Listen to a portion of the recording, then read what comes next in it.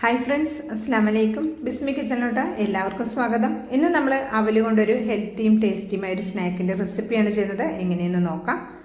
അതിനായിട്ടൊരു പാത്രം അടുപ്പത്ത് വെച്ചിട്ടുണ്ട്. അതിലേക്ക് ഞാൻ 250 ml കപ്പിൽ 2.5 കപ്പ് അവലാണ് എടുത്തിട്ടുള്ളത്. വെളുത്ത അവലോ മട്ട അവലോ ഏത് അവലോ വേണമെങ്കിലും യൂസ് ചെയ്യാം. ഒരു മീഡിയം ഫ്ലെയിമിൽ വെച്ചിട്ട് നമുക്കിത് ജസ്റ്റ് ഇതൊന്ന് വറുത്തെടുക്കാം. ഒരുപാട് ആദ്യം തന്നെ മൂത്ത് പോകണ്ട.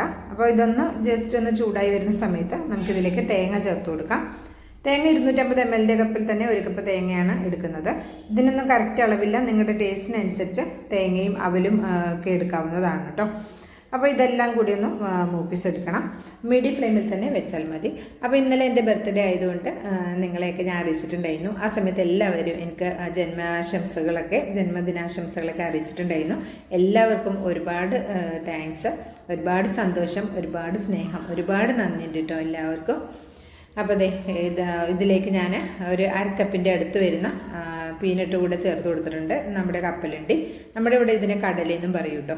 എന്നിട്ട് ഇതെല്ലാം കൂടി ചേർത്തിട്ട് ഒന്ന് മൂത്ത് വരുന്ന സമയത്ത് നമുക്ക് ഫ്ലെയിം ഓഫ് ആക്കിയിട്ട് ഇത് ചൂടാറാൻ വേണ്ടി ഒരു പാത്രത്തിലേക്ക് മാറ്റാം. ഇത് നമ്മളൊരു മീഡിയം ഫ്ലെയിമിൽ വെച്ച് വേണം അവലും തേങ്ങയൊക്കെ വറുത്തെടുക്കാൻ കേട്ടോ. അപ്പോൾ ഇതൊന്ന് ചൂടാറി വരുന്ന സമയം കൊണ്ട് ഞാനിവിടെ 2 ഉണ്ട ശർക്കരയിലേക്ക് 1 കപ്പ് വെള്ളം ഒഴിച്ചിട്ടൊന്ന് മെൽറ്റ് ചെയ്യാൻ വെച്ചിട്ടുണ്ട്. ഹൈ ഫ്ലെയിമിൽ വെച്ച് കൊടുത്തിട്ടൊന്ന് മെൽറ്റ് ചെയ്തെടുക്കാം. അതവിടെ മെൽറ്റാവുന്ന സമയം കൊണ്ട് നമ്മളിവിടെ വറുത്ത് വെച്ചിട്ടുള്ള നമ്മുടെ അവലെല്ലാം ജസ്റ്റ് ഒന്ന് ചൂടാറിയിട്ടുണ്ട്. ചെറിയ ചൂടുണ്ട്, കുഴപ്പമില്ല. അപ്പോൾ ഇതൊന്ന് പൊടിച്ചെടുക്കണം. വളരെ സിമ്പിളായി ചെയ്തെടുക്കാവുന്ന നല്ല ടേസ്റ്റി ആയിട്ടുള്ള ഒരു സ്നാക്കാണ്. ഇങ്ങനെ ചിലരെങ്കിലും ചെയ്യുന്നുണ്ടാവും. ഇത് അറിയാത്തവർക്ക് ഇത് യൂസ്ഫുൾ ആവുമെന്ന് കരുതിയിട്ടാണ് ഇങ്ങനെ ചെയ്യുന്നത്. ഇനി സ്കൂളിലോട്ടൊക്കെ വരുന്ന കുട്ടികൾക്കൊക്കെ കൊടുക്കാൻ നല്ലതാണ്. അതുപോലെ തന്നെ കുട്ടികൾക്ക് സ്നാക്ക് കൊണ്ടുപോകുമ്പോൾ അപ്പോഴും കൊടുക്കാൻ നല്ലതാണ്. അപ്പോൾ ഇതുപോലെ ഒന്ന് തരിതരിപ്പായിട്ട് ഒന്ന് പൊടിച്ചെടുത്തിട്ടുണ്ട്. അപ്പോൾ നമ്മുടെ ശർക്കരയും ഇവിടെ മെൽറ്റായി വന്നിട്ടുണ്ട്. അപ്പോൾ ഒരു പാത്രം അടുപ്പത്ത് വെച്ച് കൊടുക്കുക. ഇനി ഇതിലേക്ക് നമ്മൾ ഈ ശർക്കരയൊന്ന് അരിച്ചൊഴിച്ച് കൊടുക്കുക. അരിച്ചൊഴിച്ച് കൊടുത്തതിന് ശേഷം ഒരു മീഡിയം ഫ്ലെയിമിൽ വെച്ചിട്ട് ഈ ശർക്കര ഇത്ര വെള്ളം നമുക്ക് ആവശ്യമില്ല. അപ്പോൾ ഒന്ന് വറ്റിച്ചെടുക്കാം കേട്ടോ. ഒറ്റനൂൽ പരുവം അങ്ങനെയൊന്നും വേണ്ട, എന്നാലും കുറച്ചൊന്ന് വറ്റിച്ചെടുക്കാം. അപ്പോൾ ഇതൊന്ന് മീഡിയം ഫ്ലെയിമിൽ നിന്ന് ഒരല്പം കൂട്ടി കൊടുത്ത സമയത്ത് ഇതുപോലെ ഒന്ന് നന്നായി തിളച്ചിട്ടുണ്ട്. ഇനി ഒരു മീഡിയം ഫ്ലെയിമിൽ വെച്ചിട്ട് ജസ്റ്റ് ഒന്ന് വറ്റിച്ചെടുക്കാം കേട്ടോ. ഒരുപാട് അങ്ങ് വറ്റേണ്ട.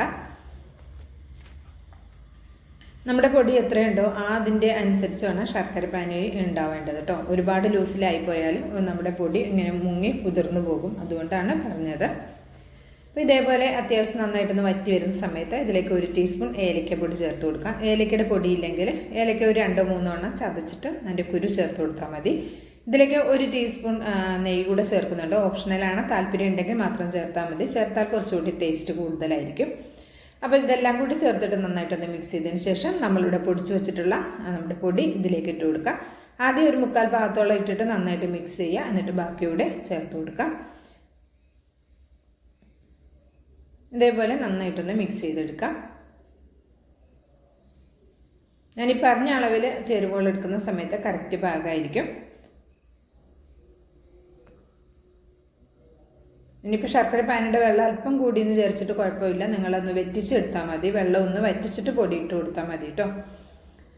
അപ്പോൾ ഇതേപോലെ പൊടികൾ ഇട്ടതിന് ശേഷം നന്നായിട്ടൊന്ന് മിക്സ് ചെയ്തെടുക്കുക. അപ്പോൾ ഞാൻ ലോ ഫ്ലെയിമിലാണ് വെച്ചിട്ടുള്ളത്. നന്നായി ഒന്ന് മിക്സ് ചെയ്തതിന് ശേഷം നമുക്ക് ഫ്ലെയിം അങ്ങ് ഓഫാക്കിയേക്കാം. അപ്പോൾ ഇതിലേക്ക് ഞാൻ ഒരല്പം കാഷ്നട്ട് കൂടി എടുത്തിട്ടുണ്ട്. ഒരു 4-5 എണ്ണം എടുത്തിട്ട് ഒന്ന് കൊത്തിപ്പൊടിച്ചതാണ് കേട്ടോ അത്.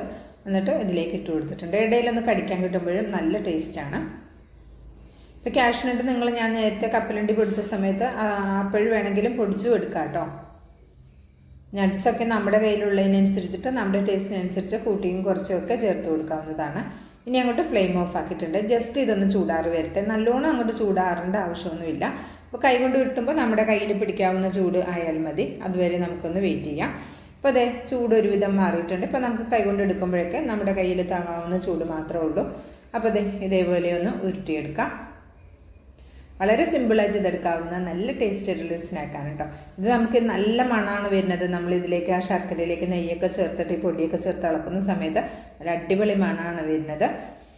അപ്പോൾ ഇതേപോലെ ഞാൻ എല്ലാതും ഉരുട്ടിയെടുത്തിട്ടുണ്ട്. ഇപ്പോൾ നമ്മൾ ഉരുട്ടുന്ന സമയത്ത് തന്നെ നമുക്ക് തിന്നാൻ തോന്നും, അത്രയും നല്ല ടേസ്റ്റാണ്. അപ്പോൾ ഇത്രേ ഉള്ളൂ. വളരെ സിമ്പിളായി ചെയ്തെടുക്കാവുന്ന കുറഞ്ഞ ചേരുവകളുണ്ട് നല്ല ടേസ്റ്റി ആയിട്ടുള്ള ഈ ഒരു സ്നാക്ക്. ഇഷ്ടമായിട്ടുണ്ടെങ്കിൽ ഒന്ന് ട്രൈ ചെയ്ത് നോക്കണം. അഭിപ്രായം അറിയിക്കണം, ലൈക്കും ചെയ്യണം കേട്ടോ. ബിസ്മി കിച്ചൺ എന്ന യൂട്യൂബ് ചാനൽ സബ്സ്ക്രൈബ് ചെയ്ത് കാണുന്നതിൻ്റെ എല്ലാ കൂട്ടുകാരും ഒന്ന് സബ്സ്ക്രൈബ് ചെയ്ത് അടുത്ത് വരുന്ന ബെല്ലൈക്കൺ ഒന്ന് എനേബിൾ ചെയ്ത് വെച്ചാൽ നമ്മളിടുന്ന വീഡിയോസിൻ്റെ നോട്ടിഫിക്കേഷൻ നിങ്ങളിലേക്ക് കറക്റ്റായിട്ട് എത്തും. ഇൻഷാ അല്ലാഹ് അടുത്ത നല്ലൊരു അടിപൊളി വീഡിയോ എത്തുന്നവരേക്കും എല്ലാവർക്കും നന്ദി, നമസ്കാരം.